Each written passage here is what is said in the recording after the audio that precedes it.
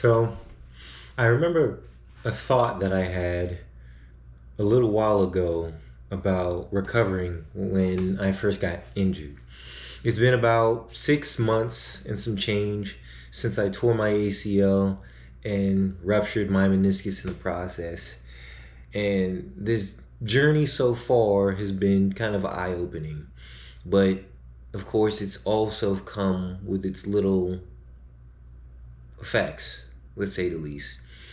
So in November 2023, I was injured and I got this injury by, doing something stupid on an obstacle course. I felt as if I could prove to the people that I was working with that I could do anything any older man could do. I'm not even that old, to be honest. I was probably about 28 during the time. And it's kind of crazy how just one thing compiled into a huge injury. From there, I went to a physical therapist. I went to a doctor, obviously. And I asked, okay, yeah, no, this thing is fucking swollen. Like, this shit is like, is huge as like a porn star's titty. Like it was thick. But at the same time, I thought I could bounce back easily. I thought it was like a meniscus tear that I could handle all over again. And I tore my meniscus when I was 19 by doing some other crazy shit like parkour. I did a front flip off of a little ledge, was probably about 5 foot tall, onto this mat for cushion. But my body wasn't accustomed to stretching or warming up. So after all of this time, probably maybe 3 years of me jumping around, it finally caved in that during that one instance, I heard a pop and it felt like I thought I broke my fucking femur or some shit like that. It felt like I broke my whole ass leg. But it was just a not even a sprain, it was a minor tear. But compounding 10 years later, as a 29-year-old man, that definitely came back to bite me in the ass.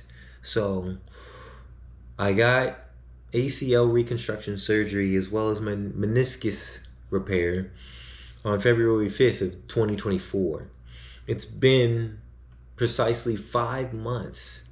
Fuck, 5 months since I got surgery. And I could walk again, which is wild to say because I know there are many people out there who've gone through like the similar injury or many other people who have gone through worse. And what's kind of crazy is that I still feel sad, you know?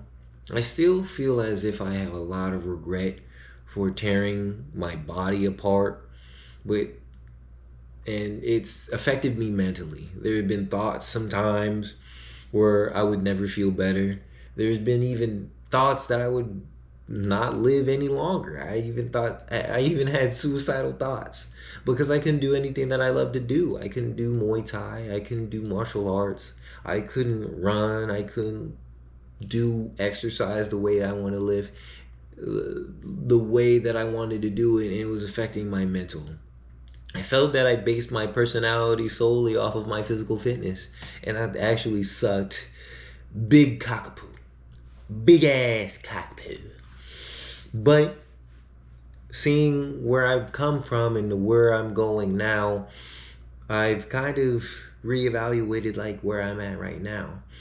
And with the help of my wife and a lot of my really good friends, I've gotten a lot better. I've taken myself out of dark places multiple times, and my friends and my wife and a lot of my family have done so more often than I did myself. So to like my family and friends, I love you guys for doing that. I am now starting to jog again. It's basically a little try, like like old people and everything. They say, I'm gonna go on a run, but they're actually running a 12-minute mile pace, which is great if they're a lot older. But me, I'm definitely struggling trotting for maybe about like a minute, and then I have to calm down because it feels like the burning is still there. I'm trying not to get overzealous. One piece of advice that I was given by a mentor, like one of my wife's mentors, he said that once you start feeling good, ease it back 10 notches, because you'll never know how well the graft will hold up. And by the way, my ACL graft was constructed from my quad, so I have at least 2 centimeters of muscle lacking from my right leg where I tore my meniscus and tore my ACL and turned my knee into like some 58-year-old fucking dude who's been jumping out of planes since he was like 11. I don't know. That's the analogy I wanted to take, but fucking we ball. I'd say that it's been a wild ride, because squatting is getting better. I can go full depth past 90. I can do a lot of things, but sharing my experiences so far has been kind of daunting. For the past 2 weeks, 3 weeks, a month now, I've just been in a dark place, and I'd like to offer you guys some advice. If you are going through any injury, if you are going through any sort of trauma, whether it be physical or mental, you have so many resources. If you want, you can message me and hit me up in the comments, or DM me personally. Or if you want, like, I can give you whatever guidance that you need in order to get you back to that level. It'd be my pleasure to do so. Seek guidance from a professional. If you are feeling suicidal, or if you have any thoughts of harming yourself or others, call 988. 988. 988. I'm sorry, I can't speak English, even though I was born in this country. If you are struggling even further, rely on your loved ones. There are people that love you. You know what I'm trying to say? People that will want to talk to you. And if you want me to be one of those people that do so, I have a little bit of bandwidth in me. I can make some of that time. But please don't lose hope, because that feeling that you had of being physically fit and mentally strong never went away. You're just taking a back seat for a month, 2 months, 3 months, 4, 5, 6, 7, 8, 9, 10, 11, however much time that you need in order to get better. So please continue to do what you need to do in order to better your life. But also remember to do what you got to do in order to better those lives around you, your family, because they're counting on you. You can't give up. You can't stop moving just because you got a little crinkle in your knee. I'm sorry. But if you do feel as if you need to take a step back and reevaluate, that's probably the best thing you could do. Because physical therapy will work, but you got to take those extra steps. You need to breathe. You need to do some breathing exercises, slow and steady.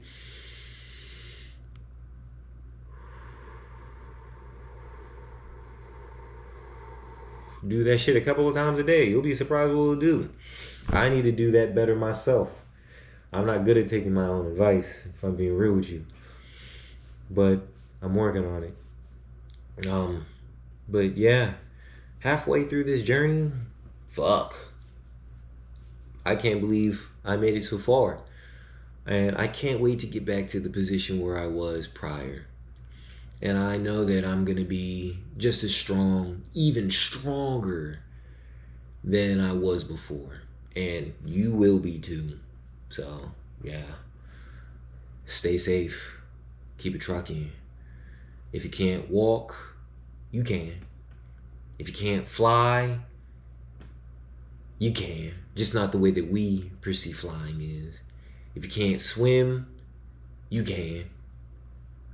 If you can't run, lift, or anything that you think that your injury is holding you back, don't believe that side of you. You can.